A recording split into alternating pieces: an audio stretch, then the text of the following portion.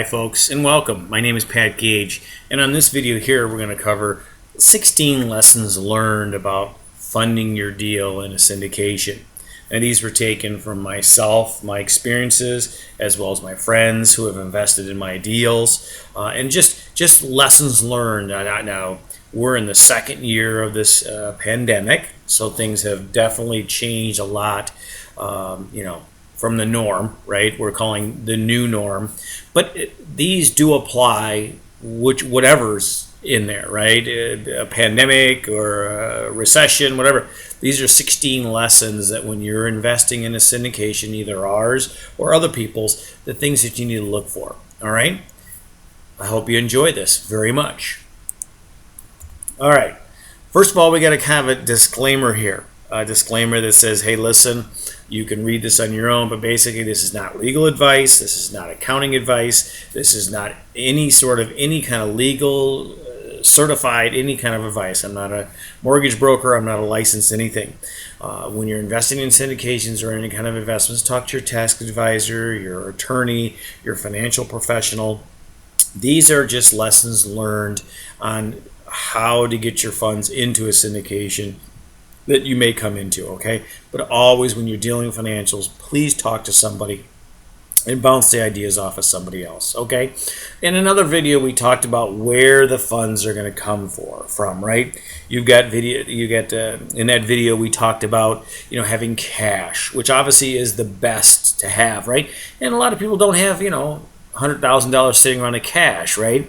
It's in stocks, it's in bonds, it's in retirement fund, IRA. So that's some of what this is. Now, these 16 lessons learned, obviously, they're not all inclusive. These are probably the bigger ones that we talk about. But this is for people who don't have, the $100,000 in cash. This is for people who are trying to get money out of an IRA, from a retirement fund, from another bank account. These are just things that you need to think about, ahead of time before you say and commit or give a soft commit to a syndication, okay? And what this does is, one, it caused me a lot of aggravation because I didn't think it through, like, dang, should have thought about that, right? Well, you can't think of everything, but hopefully these videos are there to stimulate you and to think ahead so this process can be easier and it can be more rewarding for you, okay? So let's start with lessons learned from others, right? Number one, probably the biggest thing, and you probably, I know this one. Not leaving enough time to complete, right? Especially now, like I said earlier, we're in this pandemic. We're in the second year of the pandemic. I'm recording this in January of 2021. So the new normal is the new normal. But again, not leaving enough time. There's simple things that I didn't even think about that would take, longer. Like doing my corporation documents. I wanted to create a new corporation. And I didn't think, because I did it online all the time, right, that it would take longer. Well, the people who do it have to drive into work to do it. Before. Now they're at home. I'm like, simple things like that, right? The next one, prepare for even a pandemic, okay? That may sound funny, but you know what? These are probably the worst of times, at least in my lifetime, and hopefully yours, that you'll see. Prepare for a pandemic, right? Prepare for the worst case scenario of nobody going to work, nobody, having access to their office files. But now, being that we're digital, this has sped things up a lot, but it's still, it's still a learning curve, right? They're still trying to figure this out.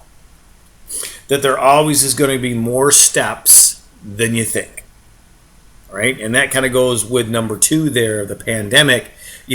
Now they have certain levels of security they have to go through that they didn't do before. People have to send things, let's say, over to a coworker, and that has got to be in a buy. They're just internal workings, which you don't need to concern yourself with, but always there are going to be more steps than you think of. When you're doing one of these things and doing any of these steps, ask questions. That's probably the biggest lessons learned. And I didn't have that in here, but ask questions.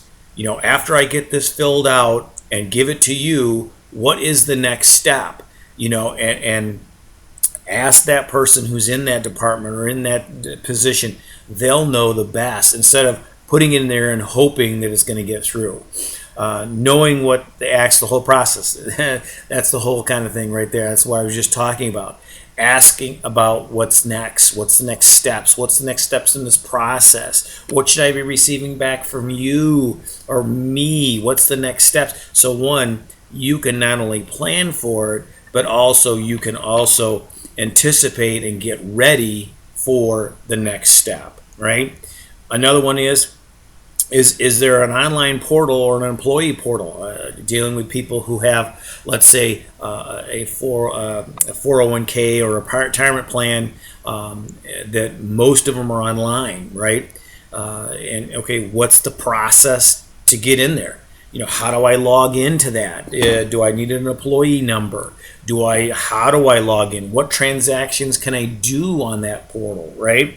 These are all questions you need to get ahead of time so that it doesn't turn into a rat race. My friend just went through this where he tried to log on. Well, his password had to be reset. That took it took a couple hours. Well, he was planning on getting stuff done, and it delayed him by at least a day. What can be done, online for this portal, and what has to be done in mail or in person. Sometimes they, especially with the pandemic, a lot of the stuff that used to be done in person now is online. So now all of a sudden it's called appointment time. I just did this with the DMV. We used to go in and, renew your plates or whatever. I had to transfer a title, so I couldn't do that online. Well, I had to set an appointment time. And I hadn't been in the DMV in probably 20 years, right? Because I do it all online.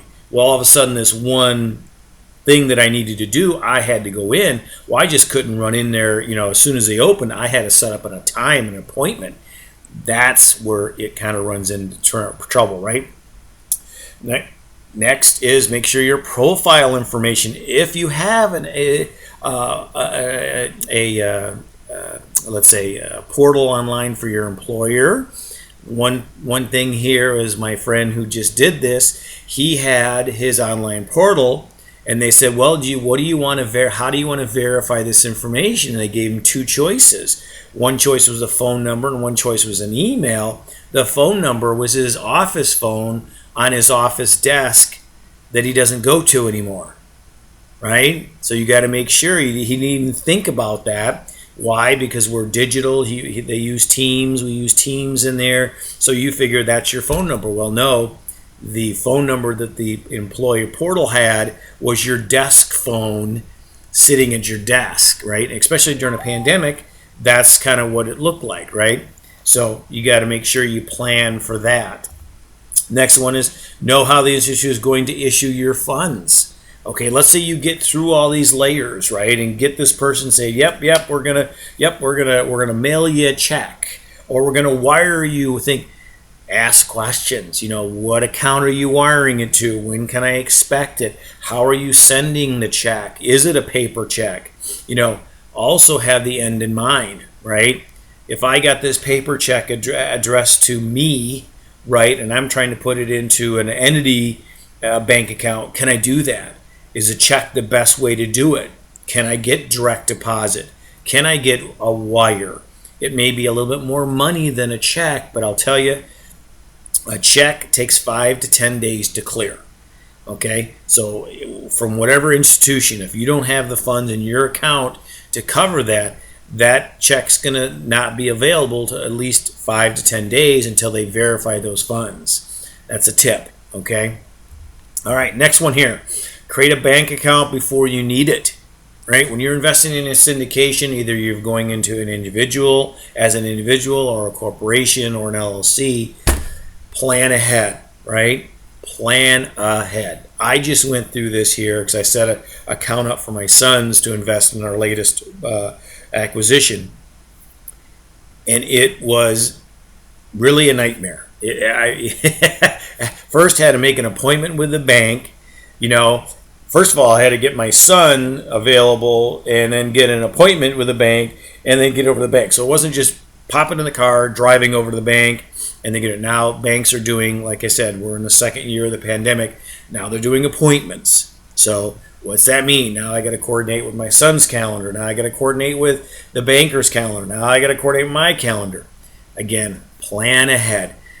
If you think you're going to invest in a syndication and you're going to do it through a corporation or another bank account that you set that up now before you get rolling in this process and doing a commitment to a syndicator. It'll take years off your life and a lot of stress, okay? So please do that. Make sure the bank account is registered in your employee profile. This goes back to if you have an employee profile through your company where you want to send your IRA funds or your retirement funds. Make sure that bank account that you're going to set up or you're going to use is registered. My friend ran into this as well. He wanted to transfer money from his 401k, I almost said the company, his 401k into this bank account he set up. Well, a red flag came up and said, wait a minute, we don't have this registered. It needs to be registered with our offices for at least 7 to 10 days. Boom. We're trying to get this thing funded by the end of the week. Well, that's a red flag. Again, these are questions you need to ask up front and have that plan ahead of time so you can ask these questions. So if you know that you're going to do an investment with an LLC, you get the bank account set up, you set yourself a week to do that. It used to take a day, now it's taking weeks. And then, okay, that account has got to be, if you're going to pull money from your company IRA or whatever, make sure that bank account, if it has to be registered, get that over to them. Again, this is just little tidbits here, folks, that can take stressful moments out of your life. Number one, make sure your bank account you intend to wire the funds in has the capabilities. Okay? I ran into this personally where I set up an account with my son, like I said earlier, and that was the account we were gonna wire the funds out of to the investment. Well, the banker told us, oh yeah, yep, everything's good, we can wire out of there. Okay, great. I go online, try to wire out, and it's not on the account. So now what do I got to do? I got to call the bank again, make an appointment, or talk to somebody there. Hey, can you switch this on? So I had to fill in a ticket, so I wasted another day doing that. Again, know the plan. And again, I knew the plan, but I didn't think, and that's why I'm doing this video for you. Even I have trouble sometimes, right? But I want you to avoid these issues because the last couple of weeks have been very stressful on simple things that, you rely on people to do their jobs, right? You got to trust but verify. That's really kind of what it is, folks. I trusted and I sat there and told the lady, here's what we're doing. Just because you're telling the banker what you're doing, it doesn't mean that they get it. Oh, they want wire capabilities on their account. You need to step by step by step. Because most syndications you're going to be wiring the money into. All right, so that's another big lessons learned on here. And I think that's what it is going to right here, number 12. You're not going to send a paper check to your syndication, okay? It's going to be a wire in there. So that has to be a capability on whatever account you're using to do this, to fund your deal. That's got to be number one. Can I wire? And I'm thinking of wiring over $5,000 in a day. It's going to be $25,000, $30,000, whatever the minimum is you're going to invest, and it's usually $25,000. Ask that direct question. Can I wire $25,000 from this account? How do I do that? Do I need to come into the bank? And also, don't assume because both accounts and institutions are linked. Okay, again, I had two accounts at the same bank. I assumed that they were linked, but they weren't. I had to go through a process of linking the accounts. Now, this is online, so I do everything online. So if you're like me, make sure that you're linking those accounts, because I had to transfer from one account A into account B, and I forgot to do it when I was at the bank. Okay, I can do it. Well, come to find out, they're not linked. I had to set in an authorization code. I mean, it was just a hassle. Don't think just because they're at the same bank that they're linked. Okay, number 14 here. Be very specific when you're asking questions, right? And I did, and I got caught with this because my son was there, and he did back me up after reflecting on this, and we could have done a little bit better, but I asked her specifically, can I transfer $36,000 online out of this account to this other account in California, and this bank name, blah, blah, all this stuff. And yes, she informed me wrong, because there's typically a limit of transfers. It was $5,000 a day per wire. Red flag. Boom, boom, boom. Didn't know that. The teller, or the banker, told me wrong. Okay, fine, but I did ask the question, right? Number 15, explain to whomever what you're trying to accomplish for understanding, right?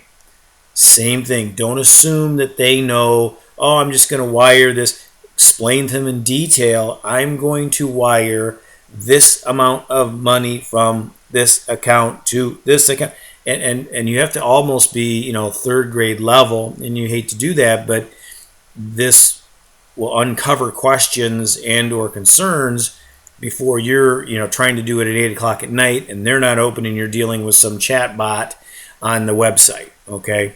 So be very, very specific. And again, if you don't know the questions to ask, please contact us. We'll walk you through, and hopefully these videos at least will give you an idea, of what to ask, And number 16, final one here is plan, plan, and plan.